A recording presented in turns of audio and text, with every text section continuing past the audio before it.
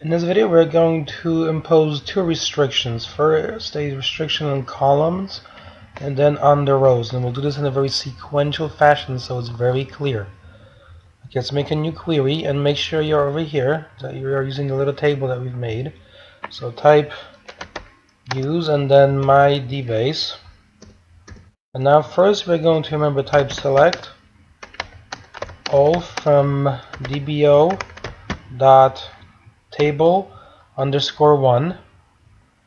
Execute this query. Remember, this is the one that returns all rows and all columns.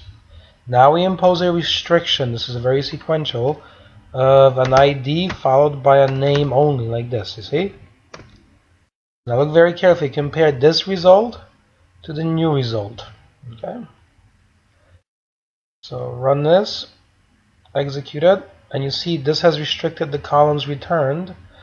And now we're going to restrict the rows that are returned, which you can do by typing where ID, for example, equals 2. Okay, like that. So where ID equals 2, you're going to impose one more restriction, run this code, execute it, and notice that this row, whose name is Mary, and an ID of 2 is returned only. So you see this works in a very sequential fashion. Alright? So begin with my dbase, restrict the columns, then restrict the rows within the columns. There you go. Here also I wanted to show you a new feature. There's something called display estimated execution plan. And so click that button, and on the bottom it's going to give you a little, see, select 0% clustered index seek. So the seeking of the information is 100% of the query. So most of the work of the queries, in other words, is the seeking of the information. Alright, so that's that. As you can see where it says use my dbase, that doesn't cost anything. And all of it comes from the fact that we're searching for information. Not so much the select, as you can see, 0%. Alright, now of course this is a super small table, so it doesn't really matter on top of it, but you know, just so we are aware of this feature. And also, if you run this, let's see this in action. Results to file. Execute this. Notice it gives it an extension of RPT, so you know what that is. Okay, so results, save that. Now the question is, where do you go to view this? Because it's not visible here, right? So you have to go somewhere to view it. So it gets sent to my documents on your computer. Okay. So if you don't like that, then you can do it again. Results to file. Execute it. And I will store it in a place that I know very well on my computer. So that's gonna go over to C drive, and I've got data. Alright, so simple query result. There you go. Run the query. Now if you right click this and open with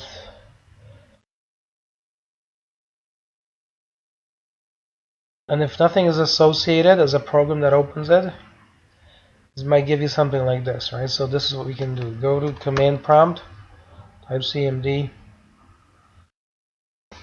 Alright, go to that directory,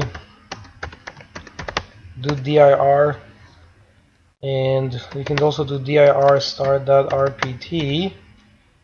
Now you can do notepad.exe and then simple query result.rpt.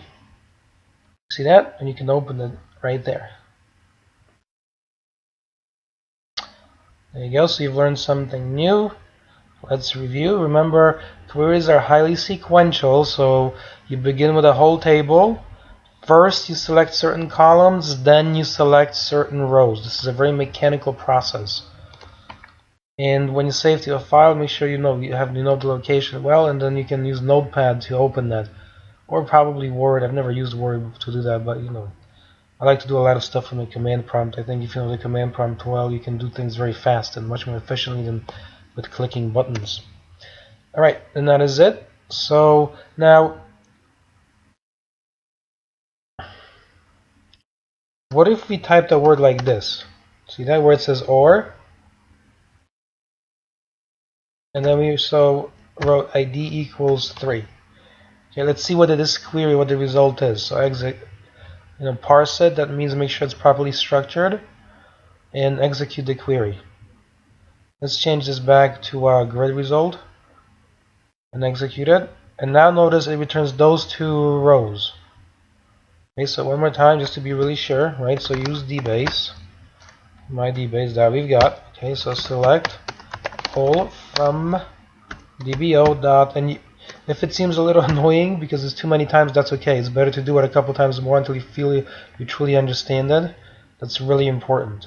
Okay, so remember, select all columns, impose one condition where, for example, okay, ID is 2, so this will select a row within.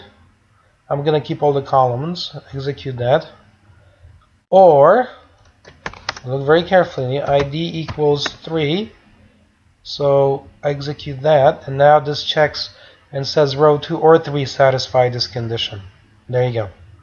Okay, so you've seen how to construct these queries and add a condition that selects only certain rows, and that is it. So this is available for you in the sidebar as a PDF. Thank you very much and have a great day.